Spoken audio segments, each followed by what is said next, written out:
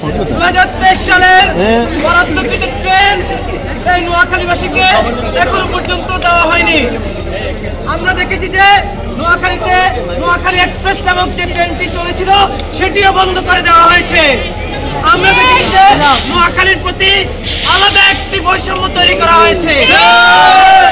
আমরা আজকে এই যে ট্রেন অবরোধ কর্মসূচির পরবর্তীতে আজকের প্রেস বিজ্ঞপ্তি প্রদান করছেন নোয়াখালীর মেধাবী ছাত্র জনাব আরিফুল ইসলাম।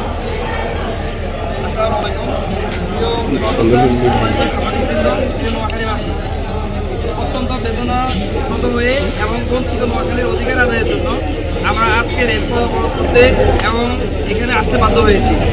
আপনারা জানেন নোয়াখালীবাসীর দীর্ঘদিনের আন্দোলনের ও দাবি দেওয়ার প্রেক্ষিতে 2023 সালের 15 নভেম্বর রেলপথ মন্ত্রণালয়ের সচিবের স্বাক্ষরিত বিজ্ঞপ্তির মাধ্যমে সুবর্ণচর এক্সপ্রেস নামের নোয়াখালী থেকে ঢাকা রুটের নতুন একটি ট্রেন বরাদ্দ দেওয়া হয়। কিন্তু অত্যন্ত দুঃখ ও পরিতাপের বিষয় হচ্ছে নোয়াখালীর মানুষের কাঙ্ক্ষিত ট্রেনটি বরাদ্দ দেওয়ার প্রায় 1.5 বছর পেরিয়ে গেলেও কোনো এক অদৃশ্য শক্তির ইশারায় ট্রেন চালু হচ্ছে না। নোয়াখালী বাংলাদেশের একটি প্রাচীন এবং ইতিহাস ঐতিহ্যে ঘেরা একটি জেলা।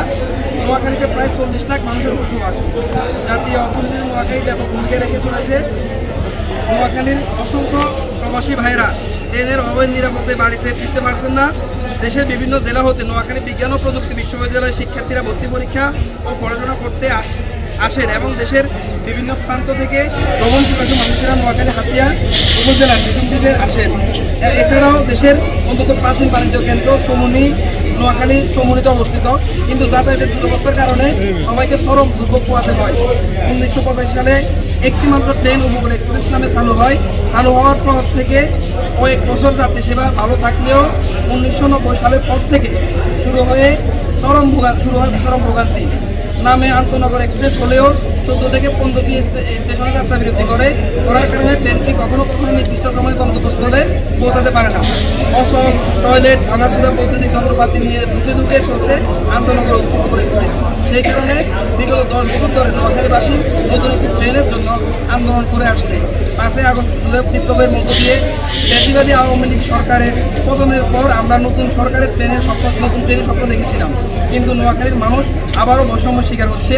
5 আগস্টের পর বৈষম্যের ছাত্র আন্দোলন নোয়াখালী জেলার পক্ষ থেকে রেলপথ মন্ত্রণালয়ের সচিব, রেলওয়ে মহাপরিচালক, রেলওয়ে ডিজি সহ সংশ্লিষ্ট কর্মকর্তাদের বরাবর স্মারকলিপি প্রদান করা হলেও সেটা শুধুমাত্র আশ্বাসের মধ্যে সীমাবদ্ধ ছিল। এছাড়াও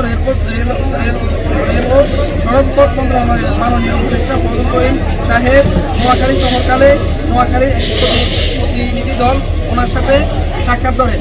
উনি সাক্ষাৎ করাকালীন নোয়াখালীর মানুষকে আশ্বস্ত করেন উনি নতুন একটি ট্রেন প্রদান করা হবে।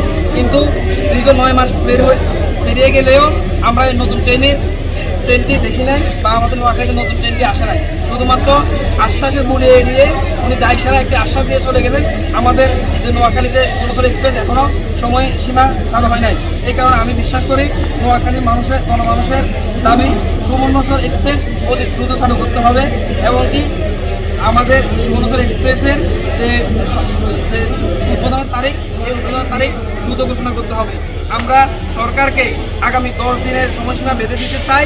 এই 10 দিনের ভিতরে বর্তমান সরকার আমাদেরকে জানাতে হবে কবে তারা সুবর্ণচর এক্সপ্রেস আপনার উদ্বোধন করবে। যদি 10 দিনের ভিতর সুবর্ণচর এক্সপ্রেস উদ্বোধন করার সময়সীমা জানানো না হয়, সেক্ষেত্রে নোয়াখালীর সর্বস্তরের ছাত্র জনতা আবারও রেলপথ, সড়কপথ একসাথে অবরোধ করবে। সাংবাদিক সমাজ, আপনারা জানেন নোয়াখালীতে যে নোয়াখালী এক্সপ্রেস নামে একটি ট্রেন চলত। আজকে এই নোয়াখালী এক্সপ্রেস নামে এই ট্রেনটিও নিয়মিত চলাচল করতেছে না। এই সকল নোয়াখালীর প্রতি বৈষম্যর অবসান চেয়ে নোয়াখালী সুবর্ণচর এক্সপ্রেসের দ্রুত চালুর যে সময়সীমা এবং উদ্বোধনের তারিখ ঘোষণার দাবি রেখে আমি আমাদের আজকে শেষ করছি। আসসালামু আলাইকুম।